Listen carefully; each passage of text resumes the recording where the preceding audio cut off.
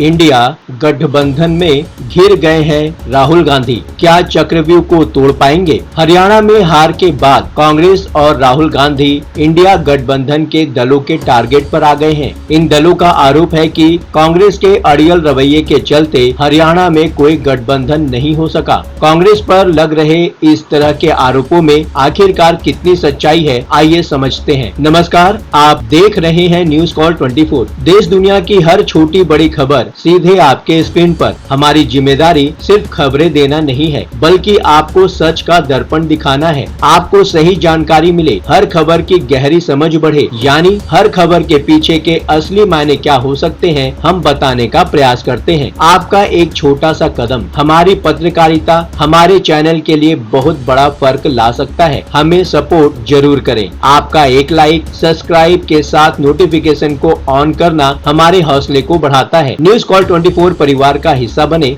News call 24 के खास programme बात की बात में आपका स्वागत है। बात समझनी है तो पूरी सुननी होगी। मैं हूं आपके साथ सुशील गिरीश। वीडियो में आखिरी तक बने रहिए। आइए बढ़ते हैं खबरों की तरफ। राजनीति भी एक शो बिजनेस की तरह है। जिस तरह से एक सफलता हजारों रास्तों के द्वार खोलती है, उसी तरह एक फ्लॉप एक्ट घोर अंधकार की ओर लेकर जाता है। लोकसभा चुनाव में मिली आंशिक सफलता के बाद राहुल गांधी को भविष्य का पीएम घोषित करने वालों की कमी नहीं थी, पर हरियाणा और जम्मू कश्मीर में कांग्रेस को मिली हार से वो अपनों के बीच ही घिर गए हैं। इंडिया गठबंधन के साथी ही उन पर हमले कर रहे हैं। गठबंधन के सहयोगी दलों ने बुधवार को कांग्रेस पार्टी पर दबाव बढ़ा दिया। Aam Aadmi party, Samajwadi party, Shivsena, UBT, TMC और डीएमके तक ने कांग्रेस पर अड़ियल रवैया अपनाकर गठबंधन को कमजोर करने का आरोप लगाया है। अब सवाल ये उठता है कि क्या राहुल गांधी इंडिया गठबंधन से घिर गए हैं? क्या अब उनके पास इससे निकलने का कोई रास्ता नहीं है? क्या वो अब सहयोगी पार्टियों के दबाव में रहेंगे? क्या इंडिया गठबंधन में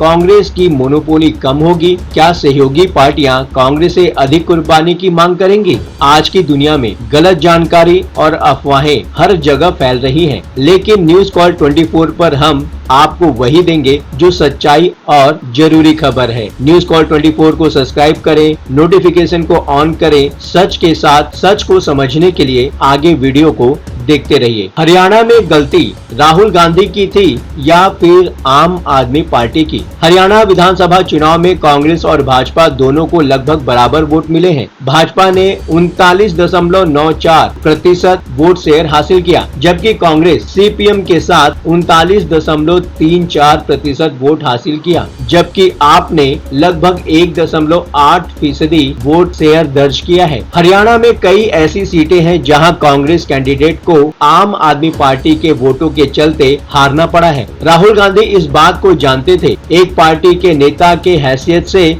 उन्होंने सार्वजनिक बयान दिया था कि कांग्रेस को आम आदमी पार्टी के साथ गठबंधन की संभावनाओं को तलाशना चाहिए, पर हरियाणा की स्थानीय कांग्रेस इकाई ने आम आदमी पार्टी के साथ गठबंधन करने से मना कर दिया। विरोध करने वालों में हरियाणा कांग्रेस के सभी गुट शामिल थे। मतलब यहाँ पर हुड्डा पिता पुत्र पर आरोप लगाकर बचा नहीं जा सकता है। इसमें कोई दो राय नहीं है कि कांग्रेस ने आम आदमी पार्टी से बातचीत भी की थी, पर मामला बना नहीं। इसलिए आम आदमी पार्टी से गठबंधन न होने का दोष कांग्रेस पर मढ़ना कहीं से भी उचित नहीं है। आम आदमी पार्टी की डिमांड हरियाणा में उसकी कुव्वत से ज्यादा थी। इस पर कोई क्यों नहीं चर्चा कर रहा है? कांग्रेस और आम आदमी पार्टी का वोट शेयर बताता है कि किसकी वजह से हरियाणा में गठबंधन नहीं हो सका है। क्या समाजवादी पार्टी जानबूझकर कांग्रेस को परेशान कर रही है? उत्तर प्रदेश में 10 सीटों पर होने वाले उपचुनाव के लिए बुधवार को सपा ने 6 सीटों पर अपने प्रत्याशी घोषित कर दिए। स्पष्ट रूप से यह कांग्रेस को चैलेंज करने जैसा है।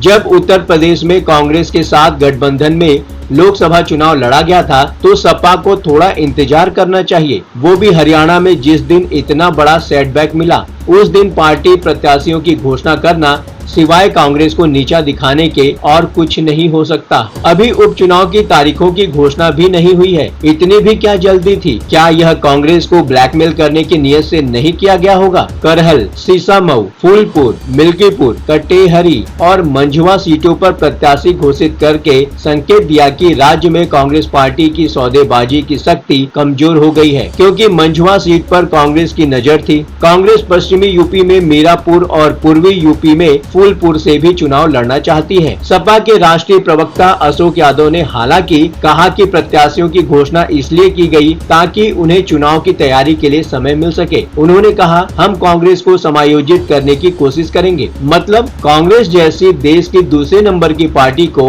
एक क्षेत्रीय पार्टी समायोजित करने की बात कर रही है। मतलब दया करके कुछ सीट दे दी जाएगी, जबकि समाजवादी पार्टी को भी लोकसभा में जो बहुमत मिला था उसमें कांग्रेस के साथ गठबंधन का बहुत योगदान था। अखिलेश यादव की आज की स्थिति में एक बार बिना कांग्रेस के साथ गठबंधन के चुनाव लड़कर एक बार देख तो लें, पार्टी की हार तय होगी। लोकसभा चुनाव के दौरान समाजवादी पार्टी के साथ दलितों का आना केवल उनके पीडीए फॉर्मूले की वजह से नहीं था, उसमें कांग्रेस का बहुत बड़ा रोल था, क्योंकि दलित कांग्रेस को अपनी स्वाभाविक पार्टी मानते हैं। उत्तर प्रदेश का दलित कभी यादव डोमिनेंट वाली समाजवादी पार्टी के साथ जा ही नहीं सकता। महाराष्ट्र में उद्धव ठाकरे की यही चाल बीजेपी के साथ भी थी। हरियाणा में कांग्रेस की हार के बाद पार्टी को टारगेट पर लेने वालों में सबसे आगे शिवसेना यूबीटी है। राहुल गांधी से उद्धव ठाकरे की चिढ़ की कई वजहें हैं। उद्धव ठाकरे चाहते थे कि महाविकास अघाड़ी की तरफ से उनको मुख्यमंत्री पद का उम्मीदवार घोषित कर दिया जाए। शरद पवार तो तैयार नहीं ही हुए, राहुल गांधी ने भी उनकी कोई मदद नहीं की। सिर्फ इसी काम के लिए वो बेटे और साथी संजय राउत के साथ दिल्ली भी आए थे। पर उद्धव ठाकरे को क्यों सीएम पद चाहिए? भारतीय जनता पार्टी के साथ भी कम सीट होने के बावजूद वो सीएम पद ही चाहते थे। उद्धव ठाकरे को ये नहीं भूलना चाहिए कि लोकसभा चुनाव के जिन नतीजों को लेकर वो बोलने लायक हुए हैं, उसमें कांग्रेस का प्रदर्शन उनकी और शरद पवार की पार्टी दोनों के मुकाबले बहुत बेहतर रहा है। शिवसेना यूबीटी ने भी कांग्रेस पर निशाना साधते हुए कहा कि उसने हरियाणा में आप और सपा को सीटें न देकर गलती की। पार्टी के मुख्य पत्र सामना के संपादकीय में कहा गया कि स्थानीय कांग्रेस नेताओं के अति आत्मविश्वास और घमंड ने हरियाणा में हार के लिए भूमिका निभाई। शिवसेना यूबीटी के सांसद संजय राउत ने कहा, कांग्रेस को लगा कि अकेले जीत सकते हैं और कोई सत्ता में भागीदार नहीं बनेगा। सब लोग अपनी अपनी बातें पका रहे हैं। हरियाणा में कांग्रेस हारी नहीं है, वहाँ पर बीजेपी का पॉलिटिकल मैनेजमेंट जीता है। इंडिया गठबंधन के दो दल कांग्रेस की हरियाणा हार के चलते ब्लैकमेलिंग पर उतारू हो गए हैं।